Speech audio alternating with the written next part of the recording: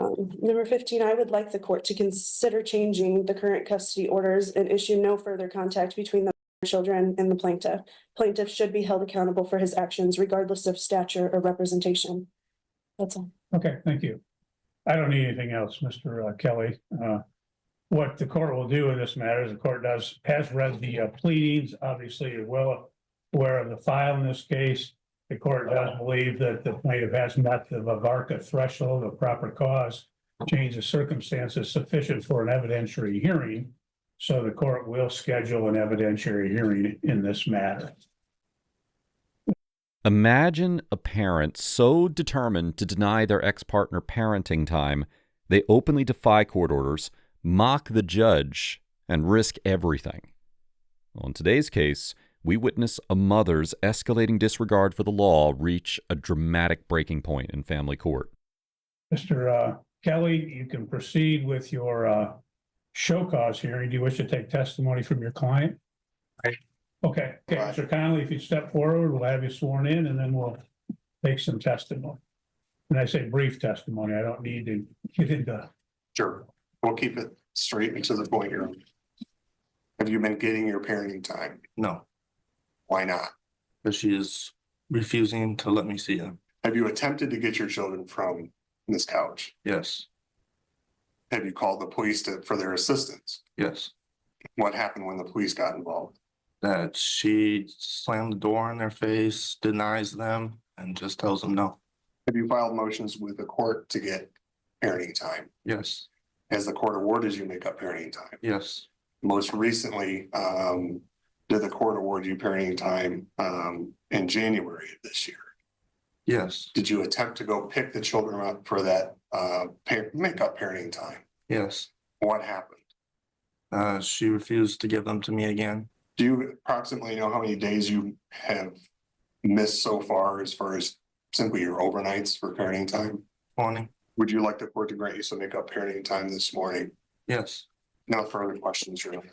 Okay. Ms. Couch, do you have any questions for the plaintiff? No? Ms. Putnam, how do you know Mr. Connolly? He is my son. You heard him just testify that he has parenting time with your granddaughters, correct? Correct. Okay. Do you assist him in pick up and drop offs for I parenting do. time?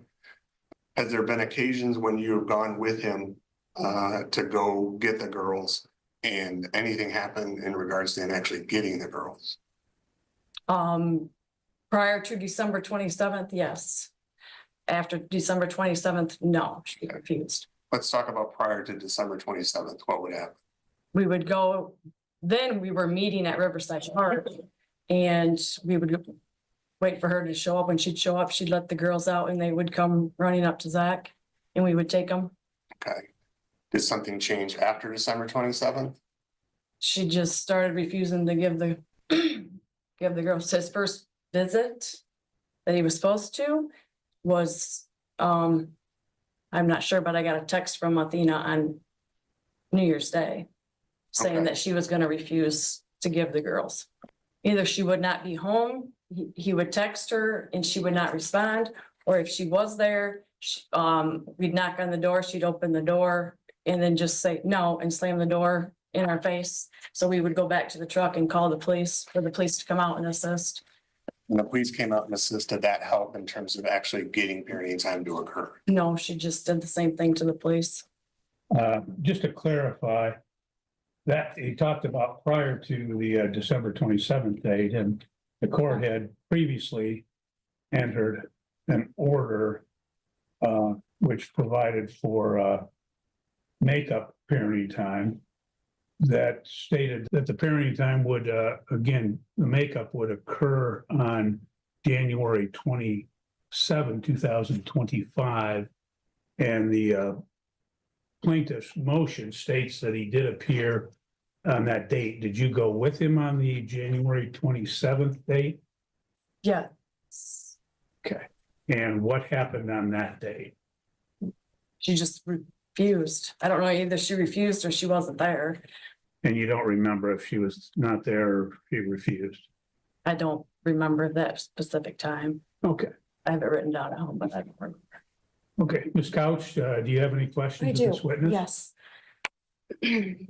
At what age did Zach Conley start wearing diapers? Judge, I'm gonna object to it. Ma'am, that is not germane. No, I am. Ma'am, what we'll do is we're here to determine whether there was parenting time. This is a classic example of a party, often self-represented, attempting to introduce irrelevant information. The judge correctly sustains the objection, stating that the question is, quote-unquote, not germane. Now, in legal terms, this relates to Michigan Rule of Evidence 401 and 402, which define relevant evidence as that which has, quote, any tendency to make the existence of any fact that is of consequence to the determination of the action more probable or less probable than it would be without the evidence. Whether Mr. Conley wore diapers at a certain age has absolutely no bearing on whether Ms. Couch complied with current parenting time orders. The judge is trying to keep the proceedings focused on the narrow legal issue at hand, contempt for violating parenting time orders, not a general character assassination or a relitigation of old, irrelevant issues. That's the show cause, okay? So that's what the purpose of this hearing is. So you can ask questions about the parenting time, compliance with the orders, etc. Okay? Okay. Go ahead. And you were at my residence on the 27th to pick up the children? Oh, actually, on the January 27th? Yes. Or December 27th. Or sorry, no, January 27th. I don't have anything written down. Yes. Okay. Even though the order was for the 29th, wasn't that? the order Whatever, that the judge put whatever in day, place? whatever judgment day. So I you don't know just, specific dates, whatever. and I slammed the door in your face how many times? Twice that I went by myself once because that was at an appointment that And, you slammed the door in my face. I have it on video, yes. and you came alone, correct? I did that day, Okay. yes. That was all I have. I'm sorry. Okay, Mr. Kelly, any redirect? No, Your Honor, no further questions, no further witnesses. Okay, you may step down then. Thank you. Ms. Couch, do you wish to present any testimony or witness? No? Okay, check that order because there was some, Ms. Couch, you raised some issues concerning the, I think it was the order of January 27th. I want to make sure if that was the time as well for the makeup parenting time. I believe it was, but It was January 27th through February 9th. okay, that's what I thought. And I could have swore the pickup date was the 29th. I apologize. well, I want to make sure that it's correct so that there's no issue. But I was not home at the time of pickups And why is that? because he raised our children. And I don't believe that he needs any more parenting time. Here, Ms. Couch makes a critical admission, openly stating her reason for denying parenting time, her personal belief that Mr. Conley doesn't, quote-unquote, need more time. This is a fundamental misunderstanding of the legal system. Once a court order is issued, it must be followed, even if one party disagrees with it. Her so-called remedy is to file a motion to modify the order, presenting evidence to the court, not to engage in, quote-unquote, self-help by unilaterally defying the order. In Michigan, MCL 722.27 governs custody and parenting time, and courts emphasize the so-called best interests of the child standard. A parent's personal feelings do not override a court's legal judgment regarding what is in a child's best interest as defined by an existing order. This admission directly supports a finding of contempt. Okay. You understand that there's an order for parenting time. And if it was your children, you would be sending them with him. I'm just asking you a question. You understand that it was parenting, that it was ordered, Didn't you deny that? Didn't you go on base and deny it after the fact? not the other particular orders. I did deny an ex parte order at one point, but there were subsequent orders to that. You guys did receive the pictures that I submitted to the court as well, correct? Anything that was filed has been in the file. I would love you to take that into consideration.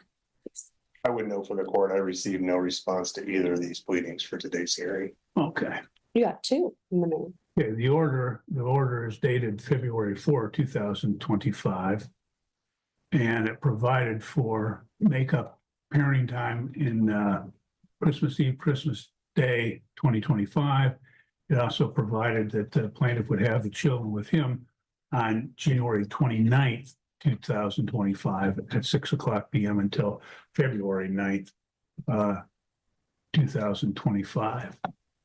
I have another question to ask you, sir. Okay. Let me clarify that, because this is the order dated February 4th. Did you provide parenting time on the January 29th? No, I did not. Okay. And we had at the last hearing addressed the issue of the CPS involvement. CPS, as Mr. Kelly has stated, has been involved twice before, and they've not had anything substantiated. Is that your understanding? No, I have the CPS report right here, as well as Carla Titus's number. Now she said that her findings weren't, I need to take the kids to therapy, to get the whole picture, from the kids, them talking, them playing, them, interacting with a therapist. And so that way they can go, they can go on record. And they are in therapy at Summit Point. Now this has just started, but they've already, said some things. That was one of my questions. Do you have the report from Summit Point? They told me that I needed to sign a release so that way they could contact you. Okay, I'm not aware of any report from Summit Point. It may be in the file, it may not, but you've not introduced that today. And you don't have anyone that could speak to that from Summit Point as a witness in this case, which is what today's date is set for in this particular matter. So, okay, Mr. Kelly, do you have any final argument in this matter? As the court's already touched on a little bit, this is our fourth motion to try to get him parenting time. We simply want him to have his parenting time, with a threshold being met, Your Honor, and considering the behaviors, and I think it's going to be ongoing from this couch. We request that the children be turned over to him today, that he have custody and parenting time with the children until the evidentiary hearing occurs. We request mom's parenting time be supervised. We'd also request the assistance of law enforcement to pick the children up. I believe they're probably with her mother, who's likely going to take the same stance as Ms. Couch and refuse to turn them over. Maybe give them the authority with a court order if she fails to do so, that she can be arrested. And in the meantime, Your Honor, we'd request a finding of contempt. Sanctions are doing nothing. You've sanctioned her $1,000, which she's a voice she's never going to pay. Doesn't have any impact on her. At this point in time, we request jail time, 30 days of jail time. Maybe that'll get her attention that she needs to follow your orders. Thank you. Thank you. Mr. Kelly, the plaintiff's attorney, is making a forceful argument for punitive sanctions, specifically jail time. This is not a request made lightly. Contempt of court under Michigan Compiled Laws Section 600.1701 et seq. allows courts to impose fines or jail time to compel compliance or to punish past defiance. The attorney highlights Ms. Couch's history of noncompliance, suggesting that previous sanctions, like fines, have been ineffective. He's asking for a coercive measure, jail time, hoping it will be severe enough to, quote-unquote, get her attention and force her to comply with future court orders. This demonstrates the escalating nature of the conflict and the court's dwindling options when a party continually ignores its authority. Ms. Couch, your closing argument. I am acting I just want my kids to be safe. That's all. Okay, thank you. Well, the court has heard the testimony in this case. The court will note that, that apparently there had been a denial of parenting time, which is not disputed by the defendant. In fact, she acknowledges that she has in fact denied parenting time. And court notes that as a result, she has withheld the children, that she's failed to comply with the order of. But there's reason, sir. Excuse me? There's reason, Okay. valid reason. Okay, ma'am, you're done. You don't have time to speak at this point. Okay, you've had a chance to testify, you had a chance to do a final argument, so you're done. The court, she failed to comply with the order of June 13, 2024 for parenting time. She failed to comply with the order of December 2nd, 2024 for parenting time. there was an order of November 1, 2024 for makeup parenting time and attorney fees of $500. Again, there was an order for makeup parenting time dated February 4, 2025 for makeup parenting time and attorney fees from the hearing held on January 27, 2025, that all four of those orders she's failed to comply with. The court has reviewed the file. There's been multiple show cause hearings. She has previously been held in contempt of court. She has previously been ordered to make up parenting time as well as pay attorney fees, as I stated, and she's failed to comply with any and all of these prior orders of the court. Her recourse is to file motions, have hearings in the event that there is some issue. The court will note that I am recalling from the last hearing where she had made allegations concerning the plaintiff, and in fact, she acknowledged at that time that there had been 2 CPS involvements and the CPS had not done anything as a result. She acknowledged that she had been in contact with the police, that they had not done anything as a result either. The court will find that she is in fact in contempt of court. The court will, as the plaintiff stated, he's entitled to 20 days of makeup parenting time. And that shall occur at such time as he acquires the care of the children. The court will note that, again, the prior rulings of this court, that she had done makeup parenting time on 2 occasions, as well as paying the attorney fees, that in fact, she has ignored and refused to comply with those particular orders. So, ma'am, unfortunately, you leave me no choice, but the court will sentence you to 30 days in jail with the Calhoun County Sheriff. The court will further remand you to the care of the Calhoun County Sheriff, where you will remain until such time as the children are turned over to the plaintiff and until such time as you paid the previously ordered attorney fees of $1,000. So, ma'am, you can go with the sheriff, and Are you serious? this matter is concluded. You're free to go. Who's Have a good sucking day. who's around here? Oh, No, ma'am, seriously. Another 30 days for contempt of court. You're in jail for 60 days now. No, what's If you keep going, I can go as long as you want, ma'am.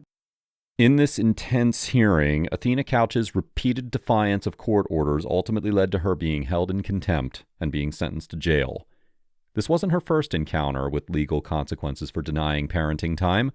According to news reports and court documents, Ms. Couch has a documented history of custodial interference and contempt of court. In April of 2023, she was reportedly sentenced to 90 days in jail for 2 counts of custodial interference and contempt of court by the same judge, Michelle M. Richardson. The judge at that time emphasized Ms. Couch's consistent failure to obey court orders. The transcript we just reviewed, dating from late 2024 to early 2025, details subsequent violations, resulting in her being sentenced to an initial 30 days, and which then escalated to 60 days in jail due to her continued outbursts in court.